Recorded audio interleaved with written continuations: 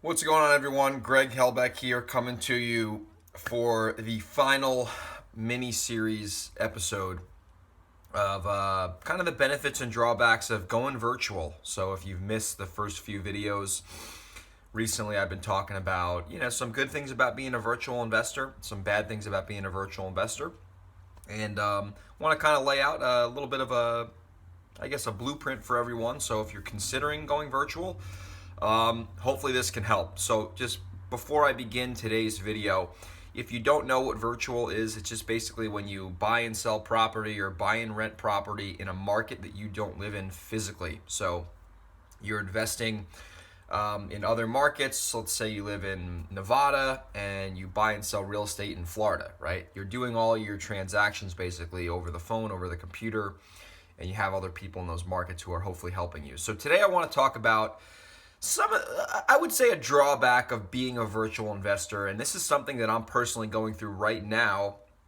as a virtual real estate investor today. What is it? January 2019 as I'm making this video. So it's pretty much, I don't know how to explain it. Basically, I would call it missed opportunities. I mean, some people will agree with me here and some people might disagree with me, but at least for me so far, from what I've seen, I've been doing this for not too long. I've been probably doing virtual investing for a little over a year now, so I'm not a sizzled veteran when it comes to this, but I've been doing it every day for a whole year. So I've done a decent amount of volume, and we've made some good profits doing it. So at least from what I've seen so far, when you're not living in that market, at least for me, I feel like there's a lot of missed opportunities. There's some situations where I feel like if I was at the property, I could have maybe gotten the seller to sell it to me, or just if I was able to just be at that property, be there, not have to do it all over the phone. I feel like I could get some more deals. I probably could slow down my sales process to truly try to think through things a lot better. And that's really what I've been seeing. And obviously, I'm still buying and selling property remotely, but I just feel like there's some opportunities and some times where I'm probably leaving some money on the table by not physically being in that market.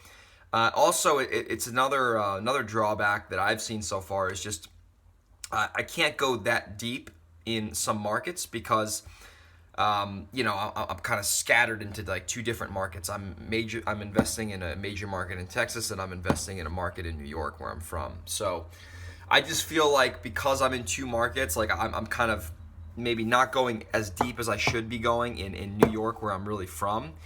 And obviously there's instances where I'm just like, oh man, if I was totally living in New York right now, I'd be able to probably get that done. I'll give you a good example. So I like finding properties that have title problems. I call it hair. And sometimes I don't know if the property's vacant or not. So, I mean, if I lived in that market, I could get in my car and drive and look at it. But because I don't live there, I have to, rely on someone else to go drive there, look at the property. Sometimes they can't make it, and that kind of delays everything. So I just feel like, at least for me, you might leave a little bit of money on the table, and that could be okay for some people. If it's kind of a trade-off. It's like, hey, do I want to leave a little bit of money on the table and maybe miss some potential opportunities to live wherever I want and do deals in whatever market makes sense? Or do I want to try to capitalize on my market and not let anything slip through the cracks? So it's definitely a trade-off.